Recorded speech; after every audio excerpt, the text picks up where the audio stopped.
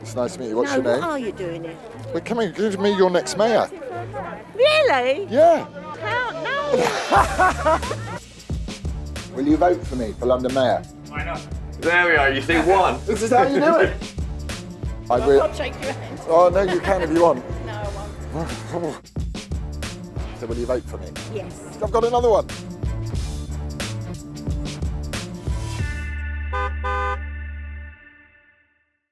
I'm Christopher Hope, the Telegraph's chief political correspondent, and I've covered a lot of political campaigns, but none so far when the main candidate is an actor. Laurence Fox is the new fox in the political henhouse, and he's here to ruffle feathers. It was that first appearance on the BBC's Question Time that brought him to our attention here in Westminster. You are a white privileged male who has no experience. To call me a white privileged male is to be racist. I spoke to Laurence Fox for my podcast where he told me he was launching a political party. At what point does this angry concern, the concern you have about it, become a party? Is the government going to move as a result of a movement? Or is the government going to move at the threat of you taking a couple of their votes away from them? So when he told me he was standing for London Mayor, I thought I should go and see his campaign in action. Right, here we go. I am here to reclaim your freedom. In the last few years, I have observed an alarming erosion of our civil liberties, our freedom to speak our minds, our freedom to debate. Laurence Fox, we're here in Westminster. Can you be London Mayor? 100%. Why? Because everyone's going to vote for me and I'm going to be London Mayor. Really? Yeah. You've got some good slogans. Yeah? Sadiq can't. I like that one. Policing streets, not tweets. 100%. Are you getting help on this? So is it all your ideas? Is Martin Daubney coming up with my puns? Don't be ridiculous. I come up with these by myself. So Martin Daubney here, he's a former Brexit Party candidate. There's a few smashed around, aren't there? The people we remember from the Brexit Party campaign. It's interesting, isn't it, that the fact that Brexit was also a cultural problem, wasn't it? It was a goodies baddies thing. We're going past Parliament behind us now. See you in a minute, chaps. You'll see him in a minute. That's Big Ben in scaffolding. Have you got a chance of being an MP? After my 4-year stint as London Mayor, I will then move in there. This is the beginning of the Fox takeover. This is the beginning. Do you think you're the heir to Nigel Farage? He's left the scene and the heir apparent has stepped up. That's you. No, you know, he doesn't need an heir. He was 1 in a million, wasn't he? 1 in 70 million, actually. Is he advising on your campaign? No, I haven't spoken to him. I have had lunch with him, but I haven't spoken to him recently, no. Is London surely not woke enough to vote for Laurence Fox?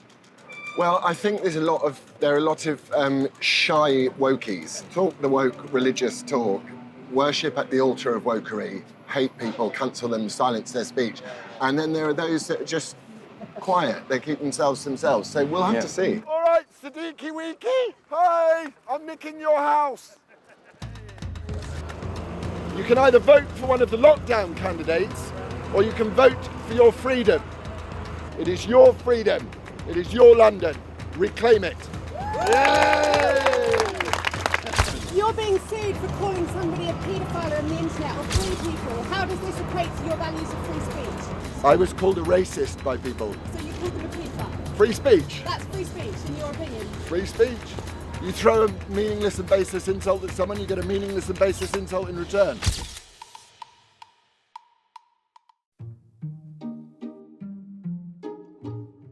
Another day, another campaign location. This time I'm in Romford. This is one of the most Eurosceptic places in the entire UK. It's in the borough of Havering, where 69% of people voted to leave the European Union.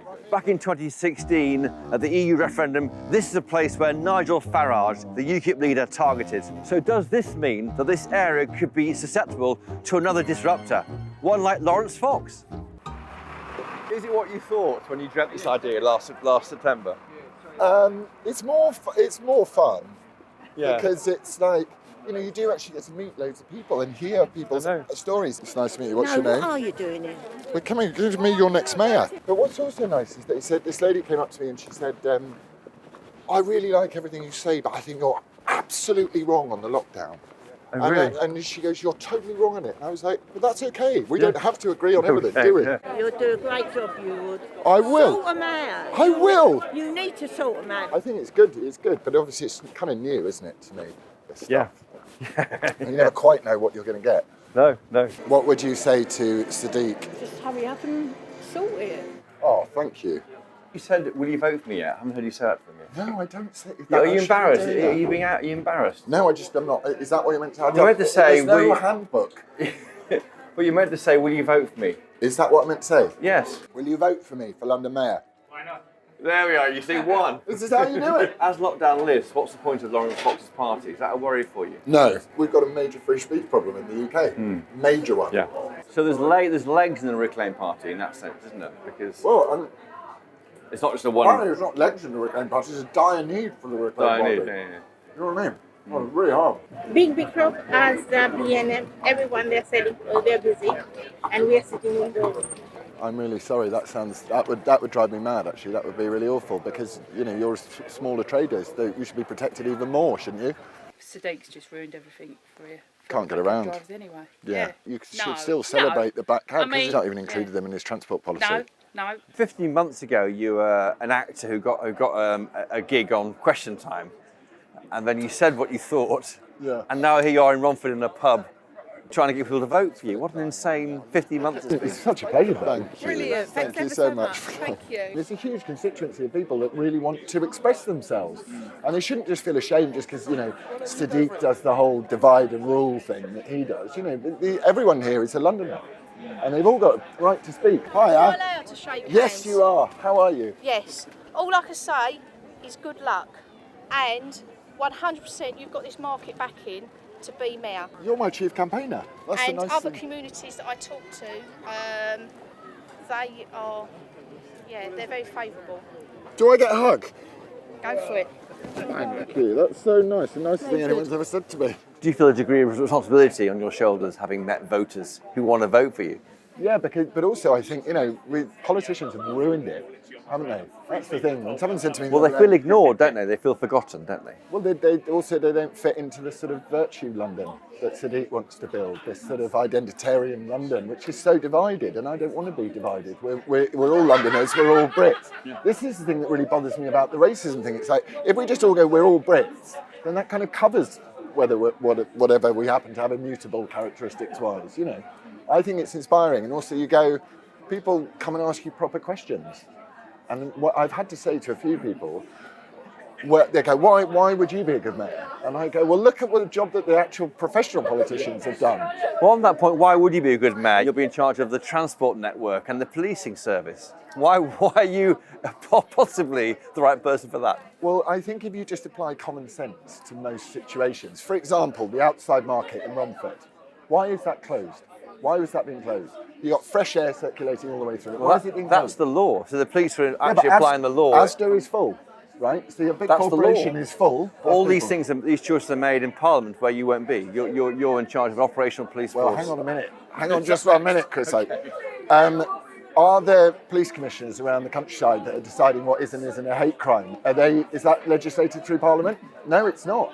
So if you've got some right-on woke values that you decide you're going to turn into a crime, then why isn't the guy with the biggest democratic electable mandate in the UK able to go, no?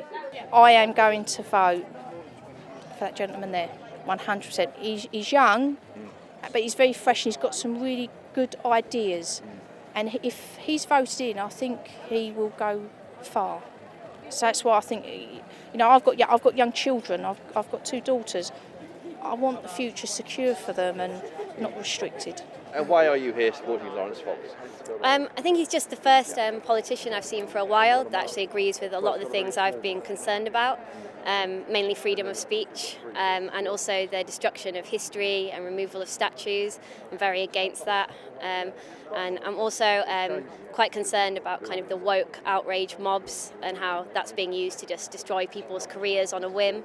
And I think he's the first person I've seen kind of standing up against that. And why do you think he's appropriate to run the police service or the transport service in London?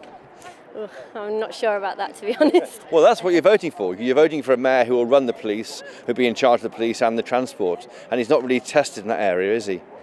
No, not particularly, but I've disagreed with a lot of the things that Sadiq Khan has done, so I just think any change would be a good change. I first saw Laurence when he appeared on Question Time and got rather badly heckled by a member of the audience, and I've followed his development since he decided to form the Reclaim Party. He speaks my language, his concerns are my concerns, and my concerns don't seem to be the concerns of the major national parties. Quite obvious that, Laurence isn't from a political background, and sometimes, I think we need a different voice, like we had with Nigel Farage. Can you win on May the 8th? Possibly not on the first ballot, but maybe on the second. Because you're at 4% now, aren't you? You're campaigning for 3 weeks, you're at 4%. That's quite a big mountain to climb, but it's a good. How dare you? It's a Where's good. your optimism? It's a good trajectory so far. I think it's great. I'm flattered and honoured that 0.25% would vote for me, and I'm just glad that there is you can say, look, you guys that feel frightened and worried about saying what you think and you're interested in actually, you may even be, God forbid, mildly patriotic. Oh dear, the shame of it all. You need someone to go, it's okay. Laurence Fox isn't a normal politician. He says exactly what he thinks, and sometimes that gets him into trouble. But there is something in what he says that resonates with people in the street. A man after my own heart. I saw the same thing over many years following Nigel Farage and the UK Independence Party. Only in UKIP, only in UKIP. What Nigel Farage realised was that Brexit wasn't about Westminster politics, it was a cultural assault on people's values. And Laurence Fox and his new Reclaim Party has done the same thing with free speech. So the big question, will Laurence Fox be Mayor of London? Well, sorry Laurence, but I don't think so. But maybe that's not the point. After all, Nigel Farage never succeeded in being elected an MP. He tried 7 times. But he still had arguably the biggest impact on our political landscape over the past 30 years. And maybe that's what Laurence Fox and his new Reclaim Party is really all about.